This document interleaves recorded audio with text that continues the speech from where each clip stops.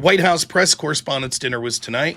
Trump and company are all sitting at this big table, and they're yucking it up, and all of a sudden the dude shows him a note, and you hear a commotion. Here's like glass shattering and stuff. And I'm watching this live. I'm like, what the hell's going on?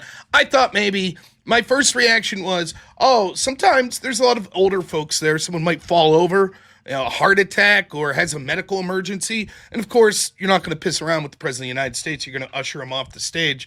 And I thought maybe that's what happened. But now it's being reported by various mainstream sources that there was a shooter, an active shooter, and that shooter has been eliminated in the lobby of the Hilton.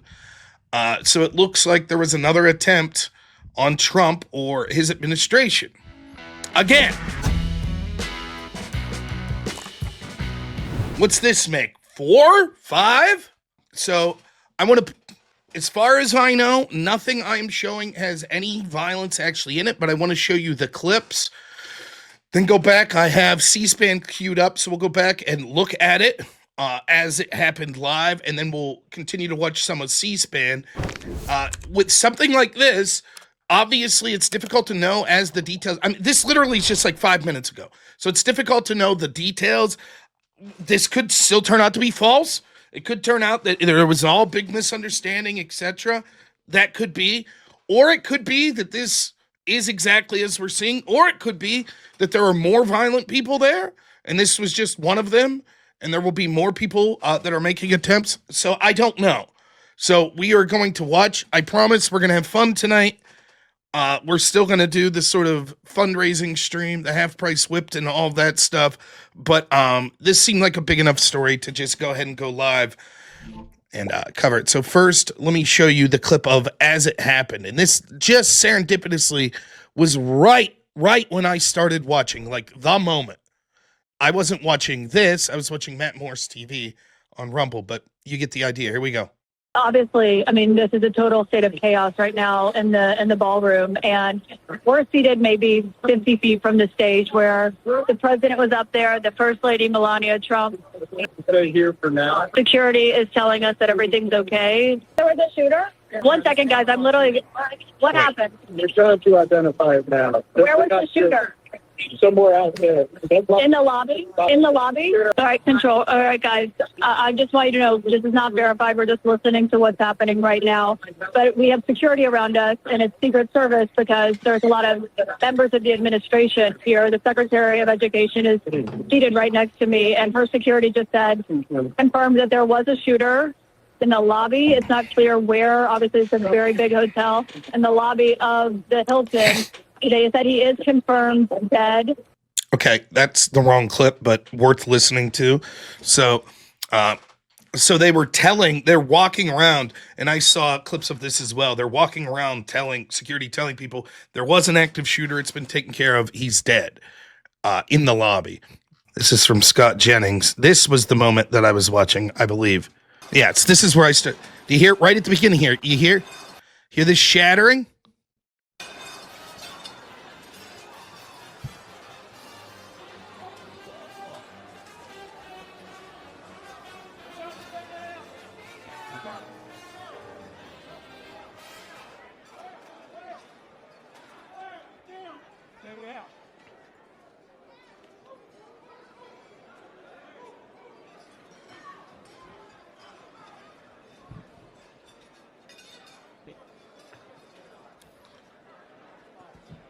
Apparently, they were finding certain members of the cabinet, like RFK, Secret Service. You saw Secret Service there, rush Trump and Melania off the stage. You can see now armed men standing there.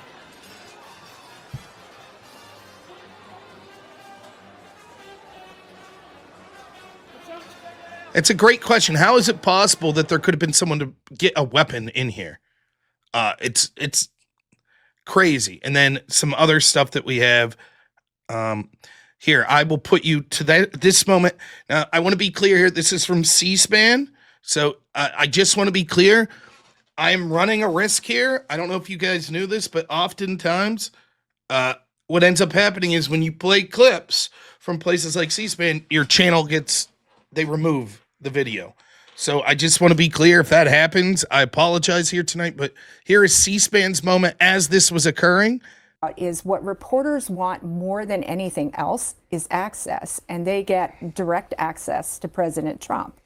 And Wei Zhang of CBS currently has direct access to President Trump. This is a live picture of the president and Ms. Zhang talking on the dais. When you write a speech for President Trump, where do you start? Well, you start with whatever the main topic of the speech is. It's like writing a speech for anybody else. You want to make sure. Just that to be you're clear, I'm covering uninterested in those any of this. We issues don't care and what these people are programs that talking the about. administration This is was putting just the forward, footage I making found sure that that's you're sort of hitting all fair that, use all of those that notes. shows this moment. But you also know that when you write a speech for, so you can see it's Donald Trump, 8:33, so that's about a half hour ago, 20-something. And so when you're to get your point of access, I always made the argument that President Trump was the most, as many office as you mentioned, and that level of accessibility. It's exhausting. And they always had to be prepared.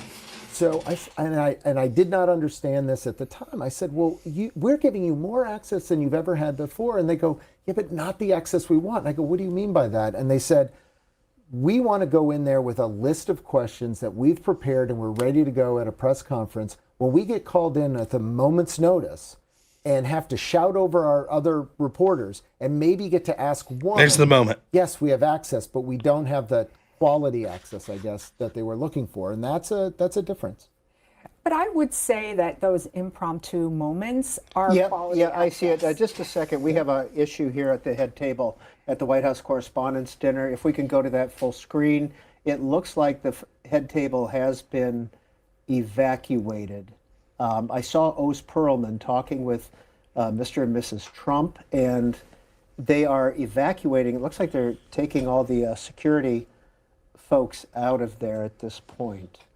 If we could get closer, and it looks like. And there you could see that was the moment. So it appears, now I'm looking at first off, anyone who follows me on X, I'm just at Rob Knorr. So if you see any clips that are relevant, let me know in the chat and tag me in X. But obviously this is just breaking. Now I see people saying in the chat they're deciding to keep the event going. Scott Jennings is reporting White House officials confirm Trump and his team are with him and are safe. This was the footage I saw. This appears to be someone, Secret Service, law enforcement, security personnel, telling people the situation here. Everybody's good. Nice. So one shooter, two weapons. So it is now a crime scene. Secret Service is in custody, has the person in custody. Everything's okay. One shooter, we know so far. Yeah, so it is being officially reported that there was one shooter and that I believe that he is deceased. It looks like this occurred in the lobby. Yeah, that is what it appears that they're saying is the official. Again, if you see anything, let me know in the chat and then tag me. This is Fox News has that there are police. This was from 10 minutes ago, running through the lobby here.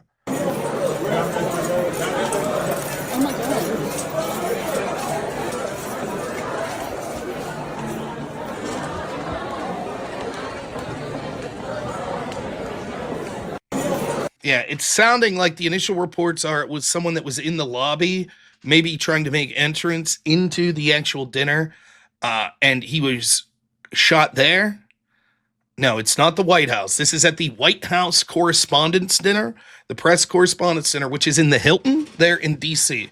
Right now, for an event like this, my assumption, I'm no security expert, my assumption is, though, heavily Secret Service and sort of Capitol Police or some other law enforcement groups probably are meticulous in their security, would be my guess. I don't think that they're going to have a place where the President of the United States and many members of his cabinet are sitting around eating dinner with members of the press, that there's not going to be a security plan that came up with beforehand, etc. I'm not claiming to be an expert. That just seems to be common sense that would be the case. So thank God there was adequate security there, at least to stop what looks right now as if one shooter. You'll be dropping links in Rumble. Okay. So thank you so much, Captain Phoenix. So apparently this is from just a few minutes ago. They're informing everyone that the event will continue. So here's this clip. We have an announcement. I know everyone's going to want as many details as possible, and right now we don't have that, but I can tell you that our program is going to resume momentarily.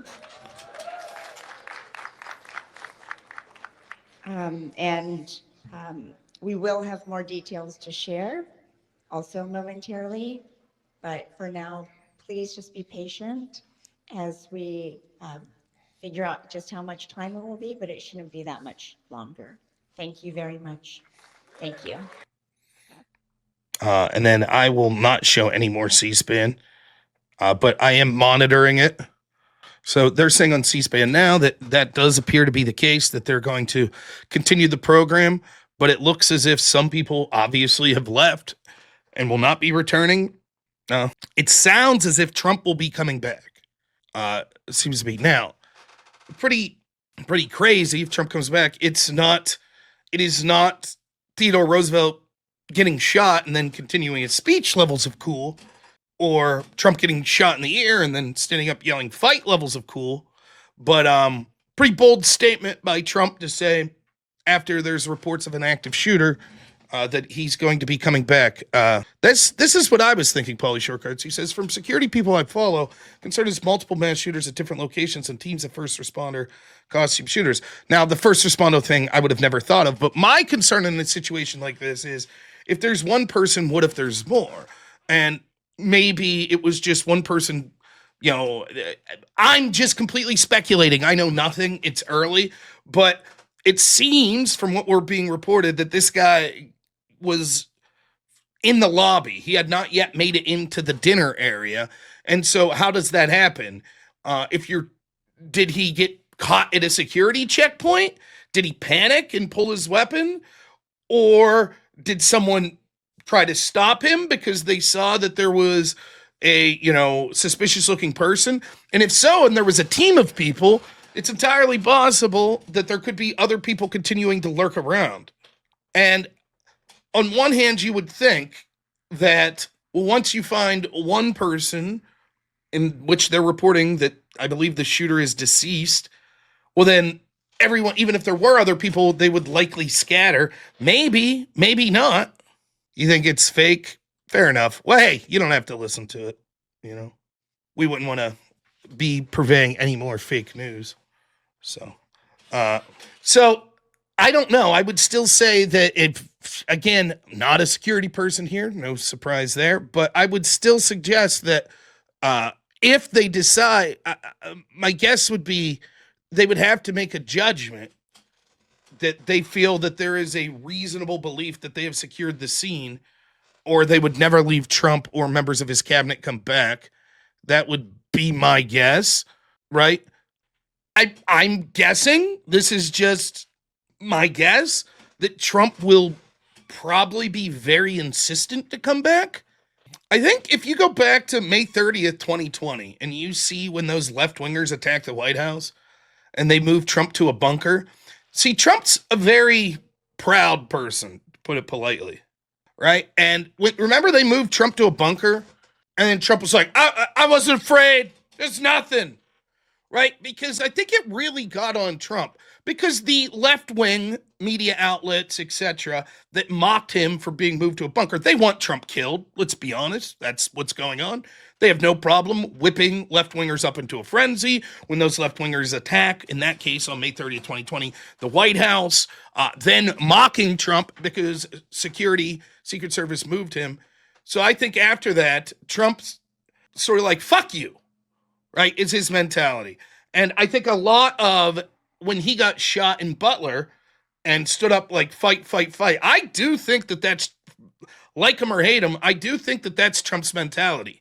That he is just accepted, like, it's not that he doesn't fear for his life or that he's somehow above and beyond that. I think that he's just like out of spite, like, fuck these people.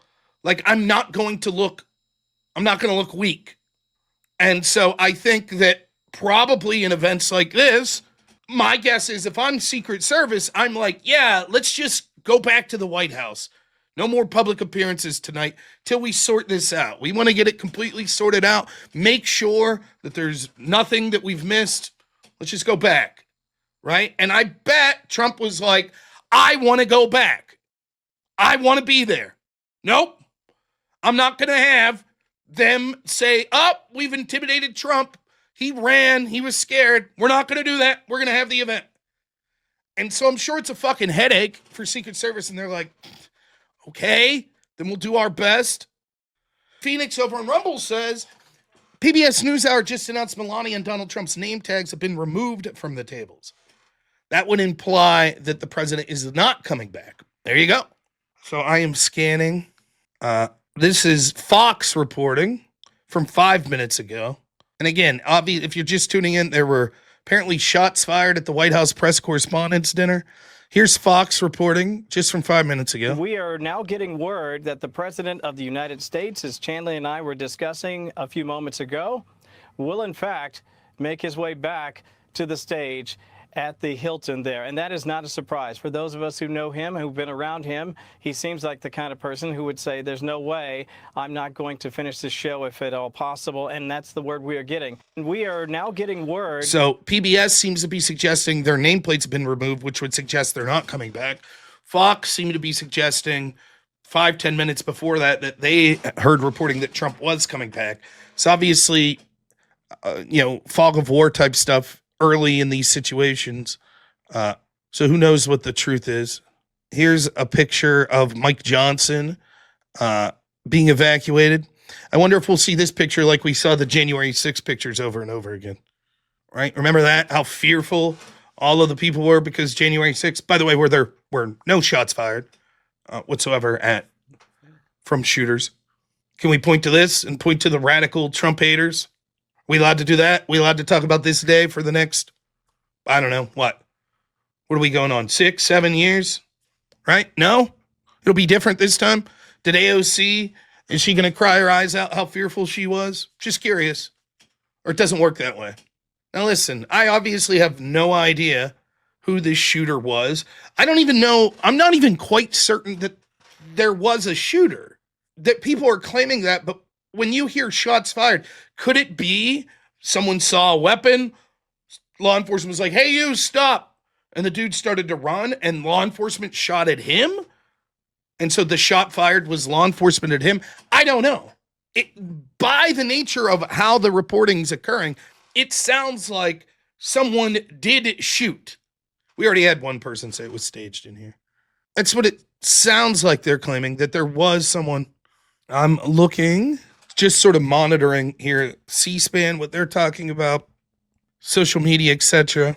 Here's, of all people, Wolf Blitzer from CNN. Here's his claim that he saw it all go down. Yeah, I can hear you fine. It's very, very worrisome what happened. Just coincidentally, after they served the appetizers, I walked out to simply go to the men's room, but you have to walk up these stairs and walk out, and which I was doing. And as I was walking back towards the door to get back into the big area where the event was taking place, all of a sudden, I start hearing gunshots in the hall right near me. And the next thing I knew, a police officer threw me to the ground and was on top of me. And I was listening and watching what was going on. And apparently they got the gunman who had a major weapon there. But it was so worrisome. The noise was so loud in a small area, and all of a sudden I'm seeing gunshots. And then they grab me, the police officers, and they take me back into the men's room where it was safe, and there were about 15 other men who are stuck in there, and they won't let them out.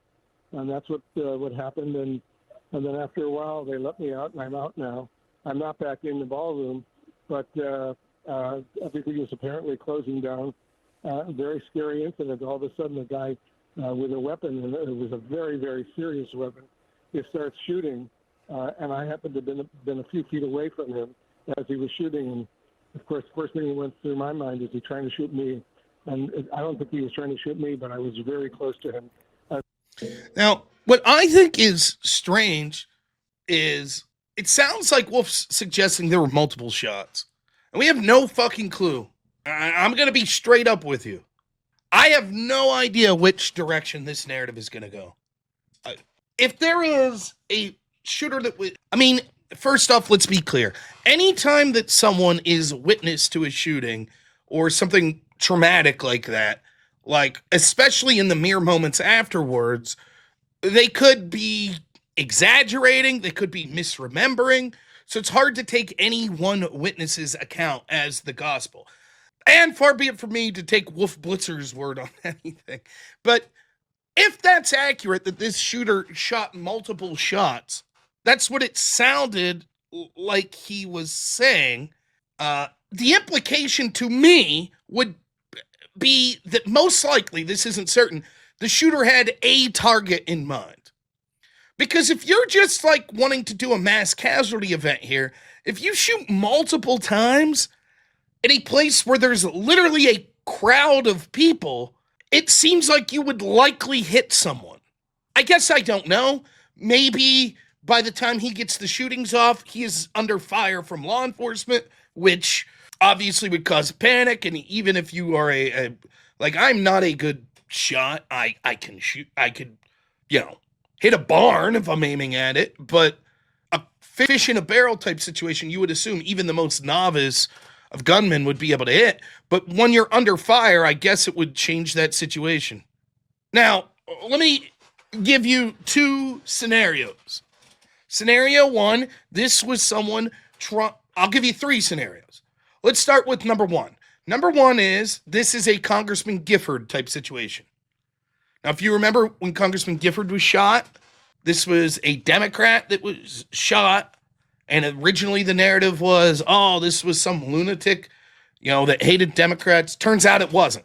It was literally, there's solid evidence in that case based on the gunman's social media history and videos that he put up. He was just a psychopath and just wanted a public event, basically, to harm people. That's a possibility. Possibility could be that this is just some psychopath. Oh, there's an event with a lot of cameras. Let's cause chaos. It's possible. Scenario two, which is immediately where my mind goes, and I think fairly so, is another attempt on Trump or his cabinet's life. That seems to be a reasonable assumption given the history we've seen in attempts on Trump's life. The rhetoric hasn't stopped. Possible to scenario three. This is the White House press correspondent dinner. Could it be someone who doesn't like the press? Independents saying 4 shots from one shooter. It's theoretically possible. They could report this was a Trump fan who didn't like the press. It's possible. Someone says, why even speculate on this stuff before we know? Well, I think that it's important to acknowledge what you do and do not know. But the idea, what are we supposed to do? Shut our brains off? Anyways, back to the NFL draft. It doesn't seem to be fruitful. I think it's human nature when historic events occur to pontificate on the historic event that you just saw as you were preparing a show live. So I don't think there's anything wrong as long as we're admitting that we're just talking about theories and don't have the detail. No, you said the exact words are, why even rack our brains trying to figure out something we basically know no details about? I think when it comes to events like this, it's worth pontificating about the possible angles of what's going on. If I had to guess, I would say that, we'll likely hear that this was a Republican. That will be my guess. That we'll find out that it was a Republican. Yeah, it could be Iranians, could be disgruntled employee. That's true. But I think even if we find out this was an attempt on Trump's life, as you see with the Charlie Kirk shooting, with the Butler assassination, they're always going to be like, but it was a Republican. See, it turned out whoever the shooter was, parents, one time donated to a Republican 40 years ago. So there you go. End of story. Back to calling Trump a fascist. This is apparently Trump's post on social media. I'm getting this. This is from C-SPAN. I'm not going to play the footage, but I'll play. This was Trump's post just moments ago. He says, quite an evening in D.C. Secret Service and law enforcement did a fantastic job. They acted quickly and bravely. The shooter has been apprehended, and I have recommended that we let the show go on. but will entirely be guided by law enforcement. They will make that decision shortly. Regardless of that decision, the evening will be much different than planned, and we'll just plain have to do it again. This is Karoline Leavitt before the show. This is going to be some conspiracy theory shit, so let's play it now, all right? This is before the shooting and stuff. To rumble, is he not? He is ready to rumble. I will tell you, this speech tonight will be classic Donald J. Trump. It'll be funny. It'll be entertaining. There will be some shots fired tonight in the room. So everyone should tune in. It's going to be really great. I'm looking forward to hearing it. I love it all. And you? So there you go. So that'll be the official Democrat narrative. That'll be when you tune in and see the people that want to just focus on Israel all the time. That'll be it. This was all fake. Here's Fox News. Sean Hannity being told what he was told. I have been in touch with top officials at the White House. This is what I can tell you. And the details are actually pretty specific now. That the shooter charged the magnetometer closest to the front door, took a shot at a uniformed division service agent. And he, at that point, they don't know whether they haven't confirmed if he's alive. Yeah, the shooter is in custody, I'm told, at this point. Everyone is okay. And the last thing I can tell you is that, the White House does not want him to go back, but... I'm sorry, what? I'm having a hard time hearing. And anyway, the president does want to go back. The shooter took a shot at a Secret Service member just at the ballroom, which, Kevin, you raise a good point. How did he get it to that point? The agent returned fire. Nobody knows for sure at this moment whether he's alive or dead. And then it's created chaos in the room. But what we can tell you for sure is that this was, multiple shots at the closest magnetometer closest to the front door, and took a shot at a uniformed division Secret Service agent.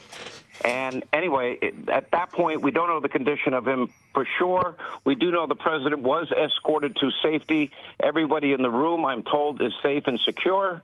And now the question is, I'm sure that the Secret Service is not going to want him to return to that room, but every indication is the president wants to go back. What's interesting there, again, first off, I would assume that's like a metal detector would be what that is. So it sounds, this was the first reporting I heard of who the shot was fired at, right? And it sounds like, and again, just like with fucking Wolf Blitzer, you're a fool if you're just taking one person, in this case, Sean Hannity's word. He could be being misinformed, any number of things. But what he's reporting, which is interesting about that, is that the shooter took aim at a uniformed Secret Service member. Now, this would suggest a possible inclination into motivation, though not obvious, which is, let's assume the types of person that might be doing this, a disgruntled employee. Well, maybe then you would be looking to attack people that work there. A person who wants to go after the press, then maybe you're aiming at someone who's non-uniformed that you assume is a member of the press. If you're aiming at law enforcement, my assumption, of course, there's a million possible scenarios, but the two most obvious assumptions would be as follows. One, that you are targeting law enforcement and who they're there to protect, i.e. the Secret Service protecting the Trump administration, right? So in other words, if you were a right-wing lunatic that was there to harm members of the press, probably you're not aiming at Secret Service. Probably not. You would probably view the Secret Service on your side if you were a rabid right-winger who was a Trump lover that was going after members of the press. Or you could be that, and, it sounds like a very likely scenario why, if this is true, that he aimed at a Secret Service member that was uniformed, he would have known it was an officer, is perhaps as he got closer to the metal detector, it was obvious the jig was up and that they were like, hey, that guy has a weapon, in which case you're likely to take aim at the people that you assume are going to try to apprehend you. It's still so early to make any claims as to possible motivations.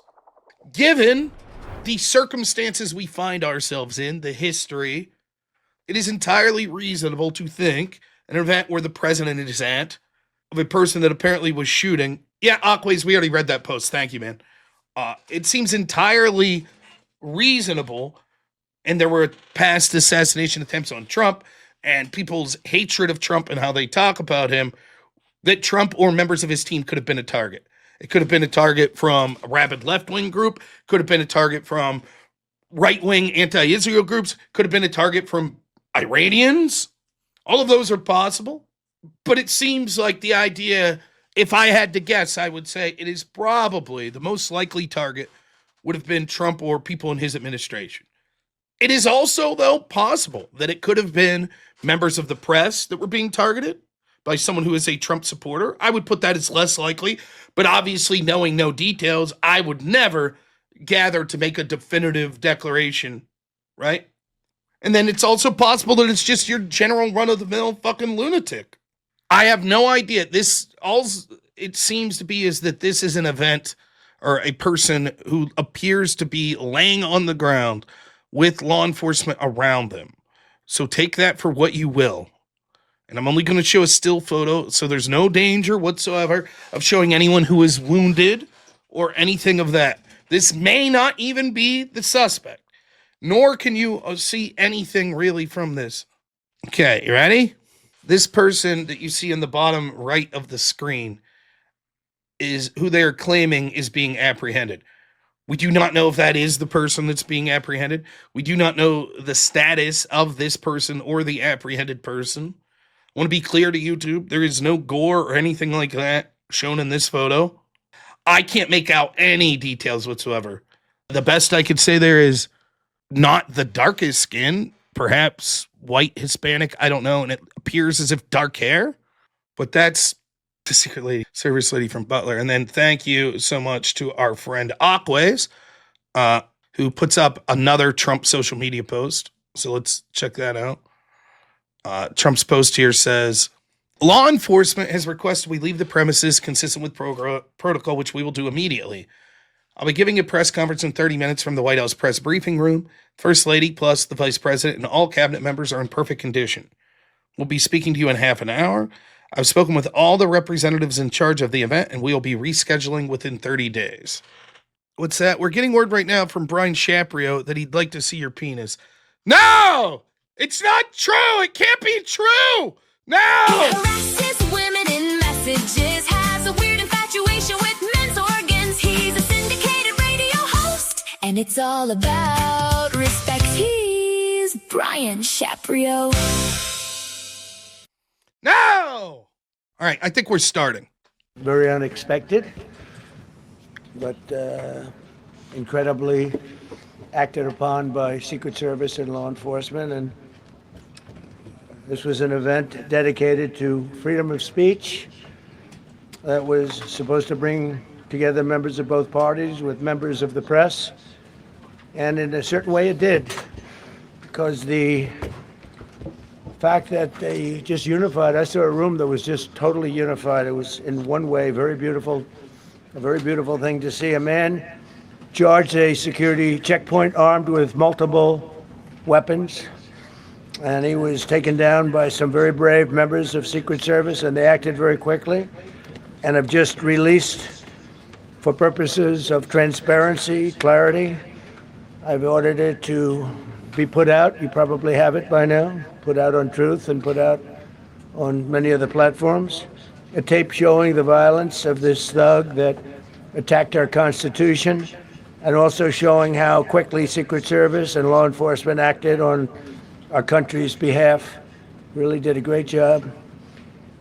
One officer was shot, but saved by the fact that he was wearing obviously a very good bulletproof vest. He was shot from very close distance with a very powerful gun, and the vest did the job. I just spoke to the officer, and he's doing great. He's in great shape. He has very high spirits, and we told him We love him and respect him, and he's a very proud guy. He's very proud of what he does, Secret Service agent. And we looked at all of the conditions that took place tonight, and I will say, you know, it's not a particularly secure building, and I didn't want to say this, but this is why we have to have all of the attributes of what we're planning at the White House. It's actually a larger room, and it's much more secure. It's drone-proof, it's bulletproof glass. We need the ballroom. That's why Secret Service, that's why the military are demanding it. They've wanted the ballroom for 150 years for lots of different reasons, but today's a little bit different because today we need levels of security that probably nobody's ever seen before. But everyone owes a tremendous debt of gratitude to the courage of law enforcement, the law enforcement, and working with the D.C. police. And we just spoke with the mayor. And when we're finished, the police chief is going to take over and discuss it also from their viewpoint. But they also performed exactly as they were supposed to. And you see the attacker in different positions, but you also see the attacker totally subdued and under control. So as you know, this is not the first time in the past couple of years that our republic has been attacked by a would-be assassin who sought to kill. In Butler, Pennsylvania, less than 2 years ago, you all know that story. And in Palm Beach, Florida, a few months after that, we came close. We really had, again, we had some great work done by law enforcement. But in light of this evening's events, I asked that all Americans recommit with their hearts in resolving our difference peacefully. We have to resolve our differences. I will say, you had Republicans, Democrats, independents, conservatives, liberals, and progressives. Those words are interchangeable, perhaps, but maybe they're not. But yet everybody in that room, big crowd, record-setting crowd. There was a record-setting group of people, and there was a tremendous amount of love and coming together. I watched, and I was very, very impressed by that. But First Lady and I were taken very well care of, very quickly rushed off the stage. Vice President J.D. Vance, who's here, was likewise beautifully done. He was just saying how quickly everybody acted, law enforcement, Secret Service in particular in this case, but law enforcement. Marco had the same thing. Pete was there. Pete didn't want any help. He didn't want anybody to help him. He doesn't want anybody to help him, but he did get some, didn't you? And I think you also said that it was very impressive. So with that, I'd like to ask Todd Blanche to come up, say a few words, and tell you it's already underway. The man has been captured. They're going to his apartment. I guess he lives in California, and he's a sick person, a very sick person, and we don't want things like this to happen. I think it's very important that I say, though, and I told the representatives of the evening, they did such a beautiful job. It was such a beautiful evening. And again, they're talking about free speech in our Constitution. That's what it's all about, not just White House correspondence. It was really based on free speech in our Constitution. But I said very importantly that we'll do it again within the next 30 days, and we'll make it bigger and better and even nicer. So I just want to thank everybody that was involved. I also want to thank the press, the media. You've been very responsible in your coverage. I will say I've been seeing what's been out, and you've been very responsible. So Todd Blanche, I'd like to say a few words, and then we're going to have cash, and then you're going to go on. We can ask. I guess we can take a couple of questions. Jeez. I want to thank the First Lady that was a rather traumatic experience for her. There was a lot of action taking place up there very quickly. But again, the response time was really incredible. And we're going to reschedule. We're going to do it again. We're not going to let anybody take over our society. We're not going to cancel things out because we can't do that. We wanted to stay tonight. I will tell you, I fought like hell to stay. But it was protocol. They said, please, sir. because they didn't know there was a lot of action going on, and they didn't know could there be probably a lone shooter, but we'll find out. We'll find out very quickly. They have it very well under control. So I want to thank everybody very much. And Todd Blanche, please. I am going to be quiet while they're all speaking, but obviously I'll Mr. commentate President. later. Tonight you saw the very worst and the very best of this country. You saw the very worst by the actions of that coward that the president just talked about.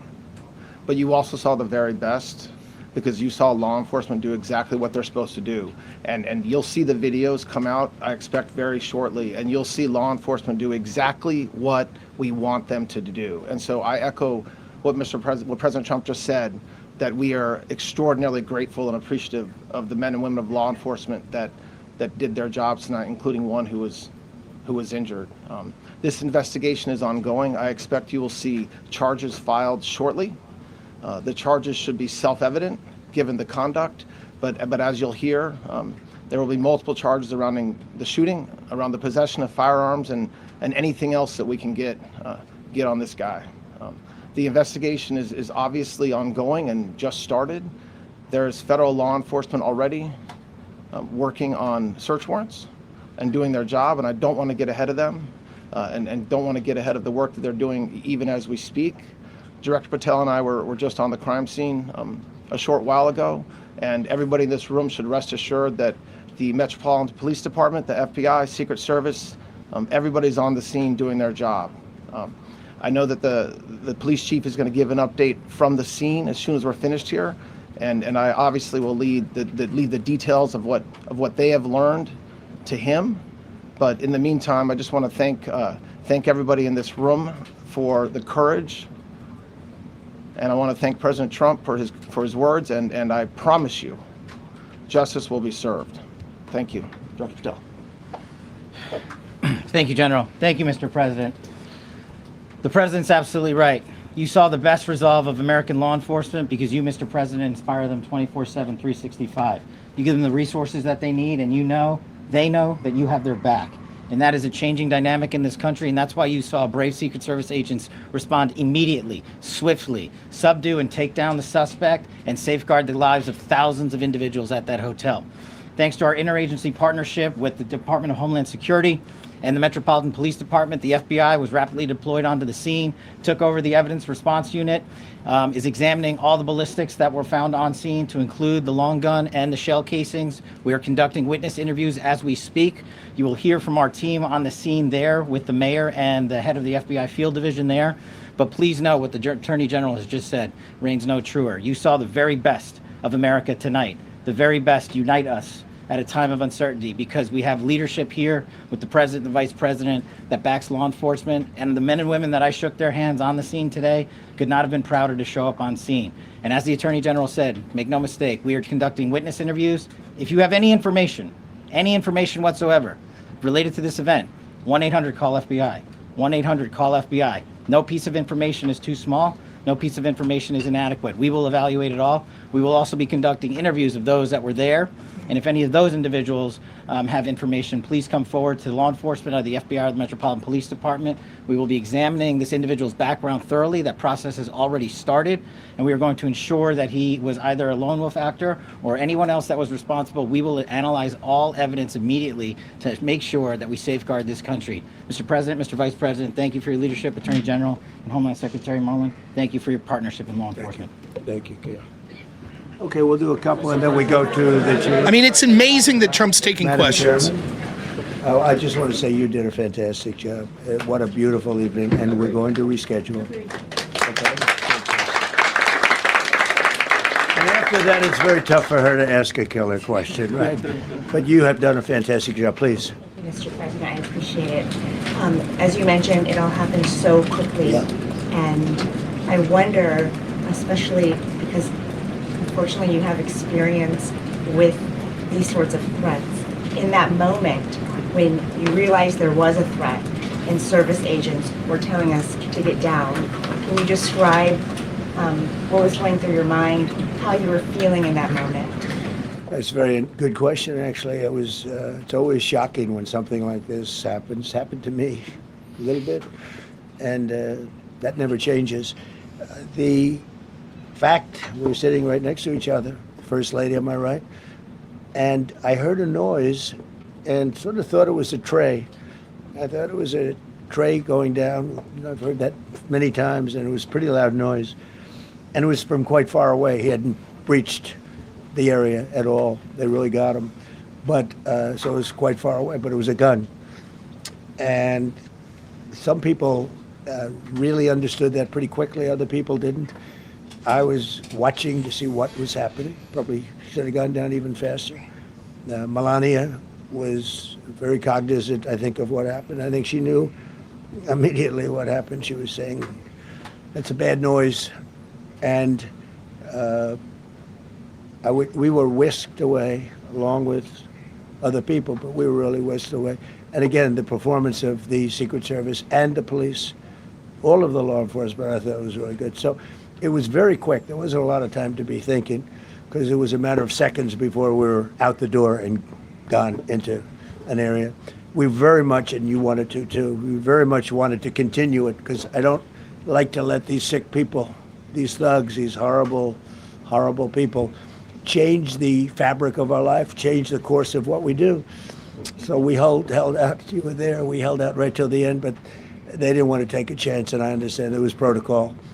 But we're going to be doing one hopefully within the next 30 days or sooner, and I am ready, willing, and able. And I was all set to really rip it. And I said to my people, this would be the most inappropriate speech ever made if I said what. So I'll have to save it. I don't know if I could ever be as rough as I was going to be tonight. I think I'm going to be probably very nice. I'll be very boring the next time, but we're going to have a great event. And you did a fantastic job. Thank you very much. Peter, go ahead. Thank you, President Trump. There's a report in the New York Post that this assailant assembled his weapon somewhere on site at the hotel. What do you think about that? And I ask respectfully, why do you think this keeps happening to you? Well, you know, I've studied assassinations, and I must tell you, the most impactful people, the people that do the most, you take a look at the people, Abraham Lincoln, I mean, you go through the people that have gone through this where they got them, but the people that do the most, the people that make the biggest impact, they're the ones that they go after. They don't go after the ones that don't do much because they like it that way. And when you look at the people that have either, whether it was an attempt or a successful attempt, they're very impactful people. Just take a look at the names there, the big names. And I hate to say I'm honored by that, but I've done a lot. We've done a lot. We've taken this country, and we were a laughing stock for years, and now we're the hottest country anywhere in the world. We've changed this country. And there are a lot of people that are not happy about that. So I think that's the answer, Peter. And after Butler, your team for a while rethought outdoor events. Yeah. Do you think that you now need to rethink No. indoor? Well, but then you just don't do events. No, I can't do that. I have to, it is what it is. We have to do it. The room was very, very secure. You know, he charged from 50 yards away, so he was very far away from the room. And what did you think when you saw the video of how fast he was running? He was moving. He was really moving. And the reaction time was great. Boy, those guys, they had their guns drawn literally by the time he was there. They were shooting. That's right. I thought they were very impressive. And if I didn't, I'd let you know, I'm not going to be, I would not stand for that. No, I thought they were very impressive. Thank you, President Trump, and thank you for updating us on the Thank you. suspect earlier. Were you aware of any threats, or is your team aware of any threats beforehand? And do you believe you were the target of this tonight? I guess. I mean, these people they're crazy. They're crazy, and you never know. He was very far away from me. He had to go through a lot. We had resources all over. We had resources sitting at tables, literally in disguise, sitting maybe at your table, who knows? But we had people all over the room, so he had a long way to go. That was really a first line of defense, and they got him. And they really, they acted incredibly. No, there was no notification. We had no idea. Go ahead, Do you know Kevin. any political motivations from this? Well, you never know. Now, we'll be able to tell you that maybe by tomorrow or the next day. He's in custody, and they're asking him a lot of questions. I guess they're going over, Todd, and they're They're already at his apartment. He lives in California. Yes, sir. And they're over there, so they'll be. So it sounds like he's alive. President Trump, did the suspect say anything, or was he wearing anything that would allege some type of motive here? No, I mean, he was a guy who looked pretty evil when he was down. You know, they had him down. He was fighting hard. He was in my opinion, a sick person. Who would do that but a sick person? But I think you're going to find everything about him. No reason to talk about it now. But tomorrow at this time, long before that is incredibly restrained by Trump. They seem to think he was a lone wolf, and I feel that too. Are you concerned about U.S. Secret Service protection ability? We saw several of the detailees take minutes to be escorted out the room.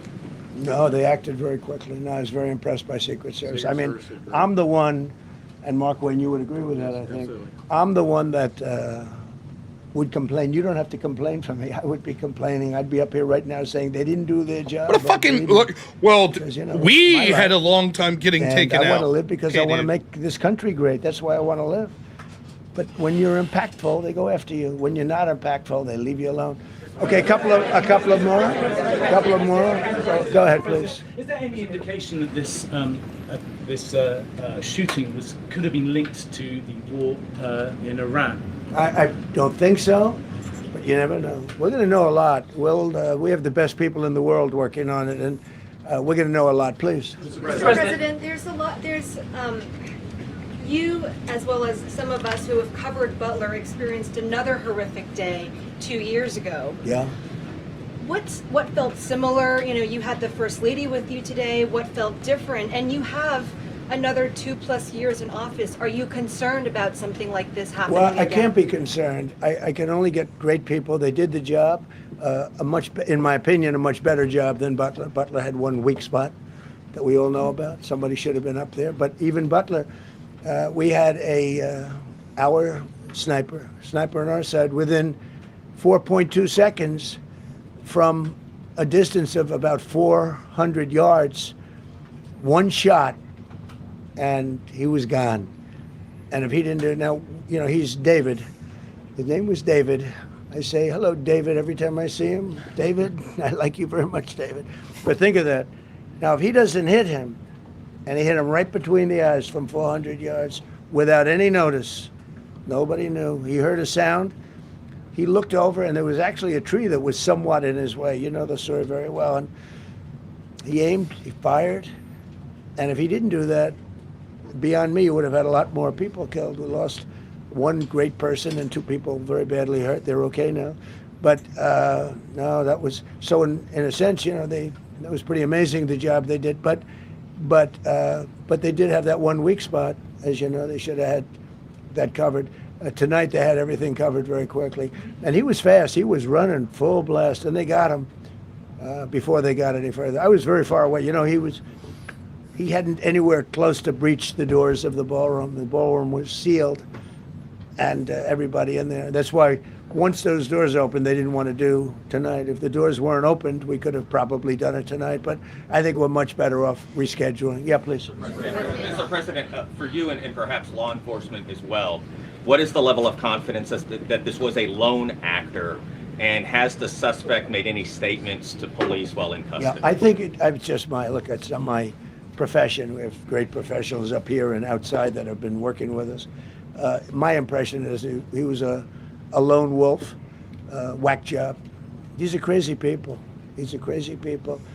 And they have to be dealt with. We had that in the second attempt, as you know, and he's spending life in prison. Because if you let him out, they'll probably, if he serves 10 years or 15 years, you let him out, he'll probably try it again with somebody else. They're sick people. We have a lot of sick people. But you're going to know, I think very shortly, you're going to know, Todd, a lot about him. You're going to know a lot about him. Yeah, a couple of more. President, yeah, please, go ahead. Are you concerned about political violence? This could be politically motivated. All violence. I'm concerned about everything. Look, but I can't be so concerned that you can't function. No, I'm here. It's a dangerous profession. You know, I tell the story, race car drivers, I think it's very dangerous. So if you take 1% and then take about 10% of 1%, just to break it down very easily, they die. So much less than 1%, 10% of 1%. I think bull riding is very dangerous. If you take about the same, 10% of 1%, much less than 1%, but if you take presidents, it's 5.8%, and about 8% are shot at. So nobody told me this was such a dangerous profession. If Marco would have told me, maybe I wouldn't have run. Maybe I would have said, I'll take a pass. No, it's a dangerous profession, but I don't view it that way. Look, I'm here to do a job. It's part of the job. It is a dangerous, I can't imagine that there's any profession that's more dangerous. But I love the country, and I'm very proud. I'm very proud of the job we've done. You see what's happened. We have a great country. We've got, I think, the most successful, the hottest country anywhere in the world. This happened over a period of just a year, and we're going to do great things. But with that come risks. There's no question about it. Yeah. Ed, I mean, there's been so much political violence, not just aimed at yourself, but at other members of Congress, state house speakers, you name it. Is that just the cost of doing business to do politics in America anymore? Yeah, well, what does that say about our country? We're not the only country. You look at this great violence with all countries. I was talking to somebody from another country today, and they have numerous assassinations of political figures all over the world. You look at South America, it's like some of the numbers are just horrific. It's dangerous stuff, whether it's here or someplace else. No country is immune. No country. Good question. At this point? Well, probably if I decided to just not do much, if I let everybody rip us off and take advantage of us. Look, we're leading the world in trade now. We're leading the world in the military. We're the greatest military in the world. I rebuilt it in my first term, and now we use it because we have no choice. We can't let, as an example, Iran, we can't let them get a nuclear weapon. Everything will be peanuts compared to that if they ever were given a nuclear weapon, and they'd use it too. Marco and I were talking about it today. They would use it without even hesitation. We can't do that.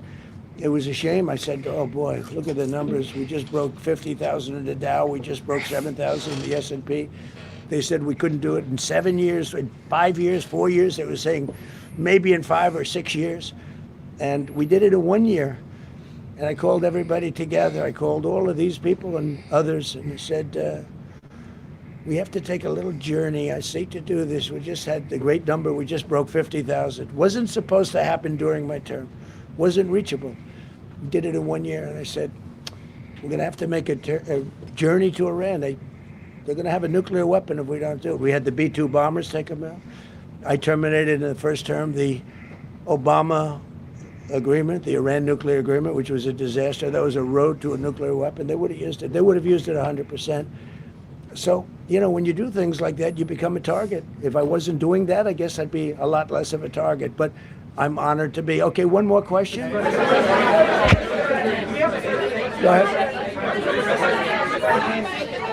Yeah, go ahead. Thank you, President Trump. Thank you, President Trump. Do you know how the gun was brought into the hotel? And also, how does this event impact you as the leader of our country? Do you think it will change your I leadership? like not to think about it. I lead a pretty normal life, considering it's a dangerous life. I think I handle it as well as it can be handled. I think a lot of other people, you read stories where they become basket cases. To be honest with you, I'm not a basket case. I really take it as it is.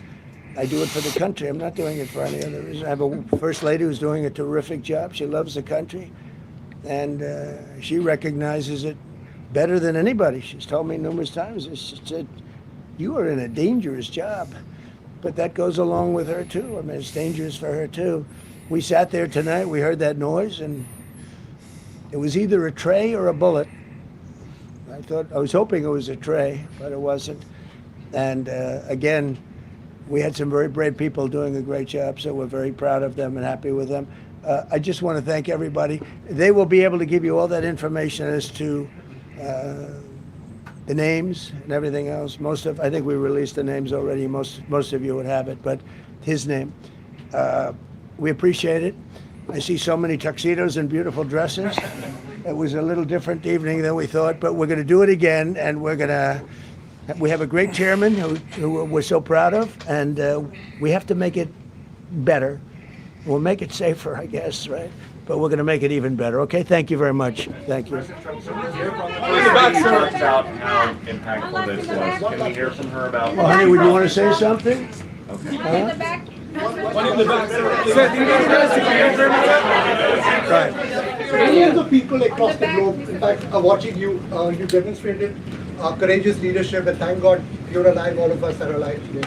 What is the message that you want to give to the world that this should change? What corrective measures can we take from here on?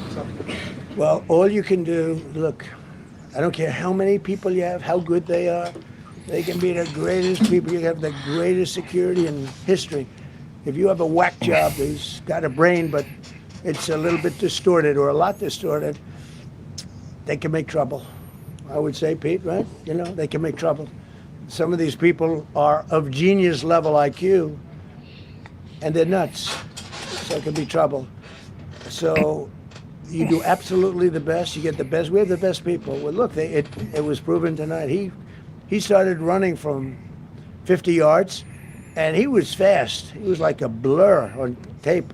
He was moving. It was very impressive the way they got him, because a lot of people would be looking and saying, you know, it's like a weird feeling, and they would let him get through, but they didn't let him get through. They drew those guns so fast. They looked like Matt Dillon. They looked like somebody that knew what they were doing. What do we do? But it comes with the territory. And if you want to do a great job, I really believe that. And you take a look at what's happened to some of our greatest presidents, and it doesn't happen to people that don't do anything. And it's not going to deter me from winning the war in Iran. I don't know if that had anything to do with it. I really don't think so, based on what we know. But we're going to continue to do a great job. That's all I can do. Thank you very much. We'll see you tomorrow. Thank you. Thank you. Thank you. Glad you're okay. Glad you're okay.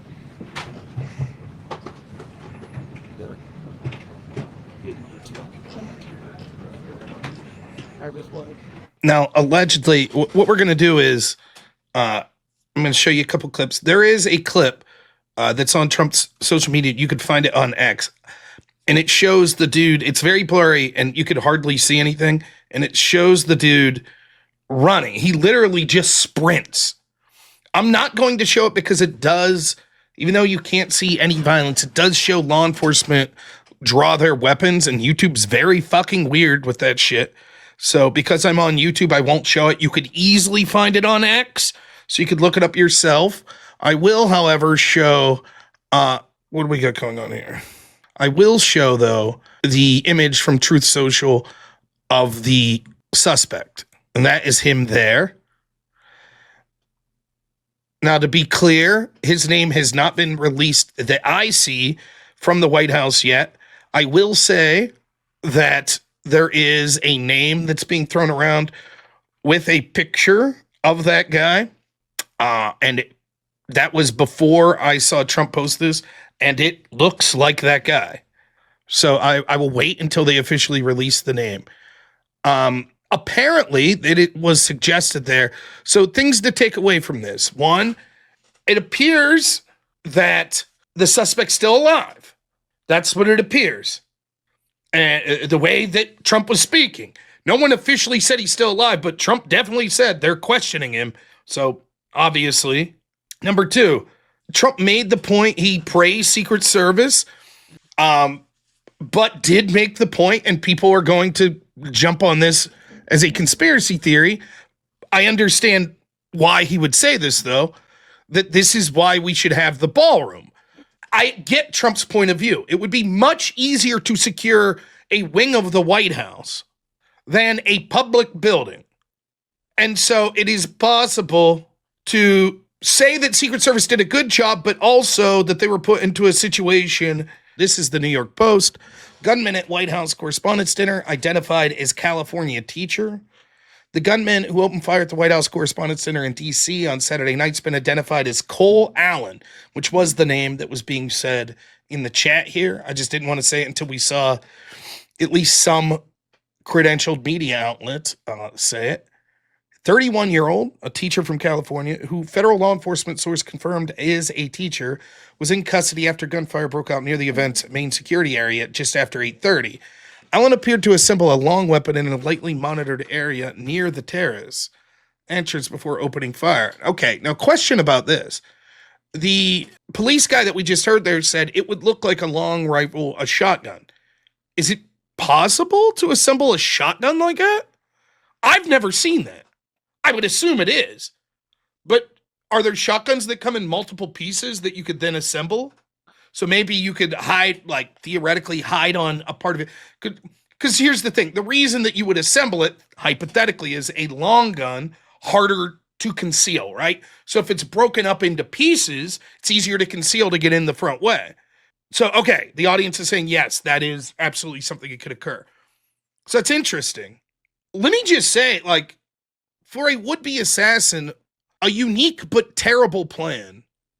Like, what good, I mean, it sounds like, based on seeing the clip of him running, well, let's read the rest of this, then I'll go. It says, it described a makeshift room near the entrance. Bar cars were stored where there was no security at the time. He was in that room. He grabbed it out of a bag or something.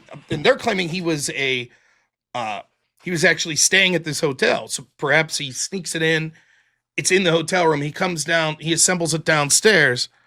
It was long and didn't look like a typical gun, he said. I don't know what that would mean. Witness described a frantic scene. Attendees dove under tables.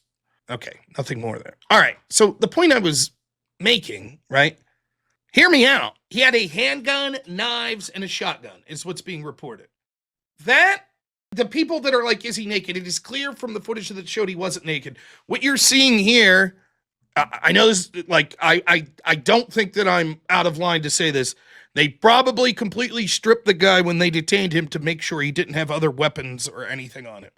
So it is clear from the footage that it showed that he was not naked when he ran through there. So they clearly disrobed him as they detained him.